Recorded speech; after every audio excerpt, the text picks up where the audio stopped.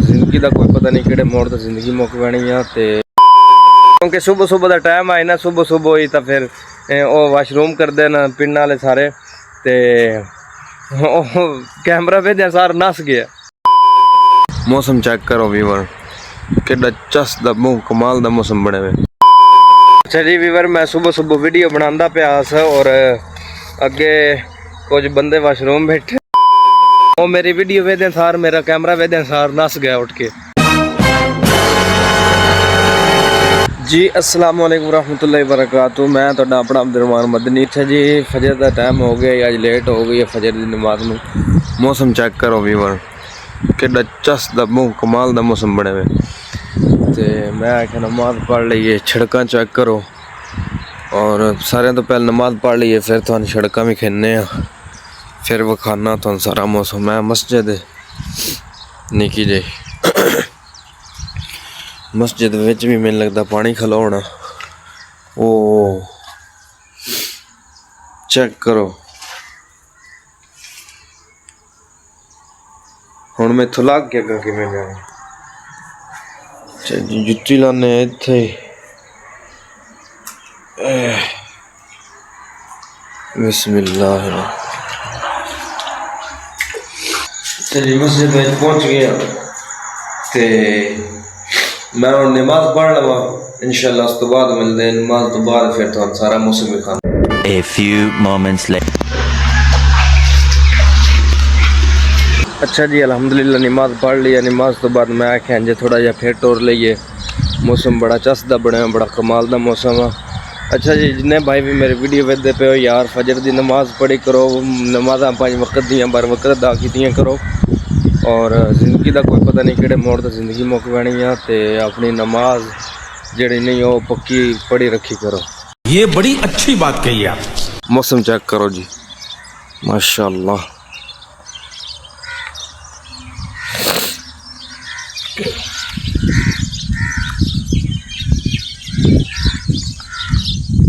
Check करो यार, real विच बड़ा चसदा मौसम बड़ा हुआ। पता नहीं थानू कैमरे विच किवें दा लगदा पिया, लेकिन रियल विच बहुत चसदा कमाल दा मौसम। चेक करो वीवर, हर पासे पानी पानी खलो गया।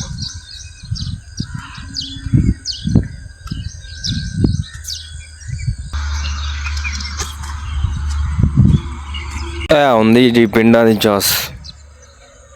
सुबह सुबह उठिया, हरियाली वेखी अपनी अखीं विच जनाब। समझ रहे हो, समझ रहे हो आप, समझ रहे हो ना। एक अखी दा अलग ही चस हुंदी, बंदा अखी नाल सावा हरियाली है जी वेख लवे ते नहीं। चेक करो।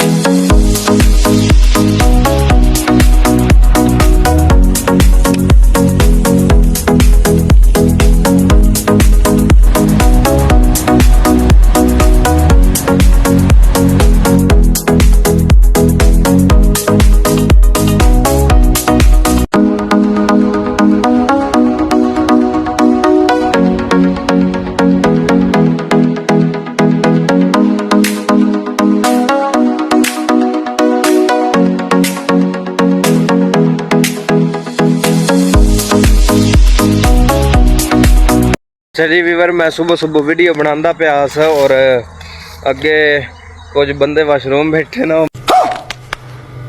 मेरी वीडियो वेख के, मेरा फोन कैमरा वेख के उठ के भज वगे नस गया।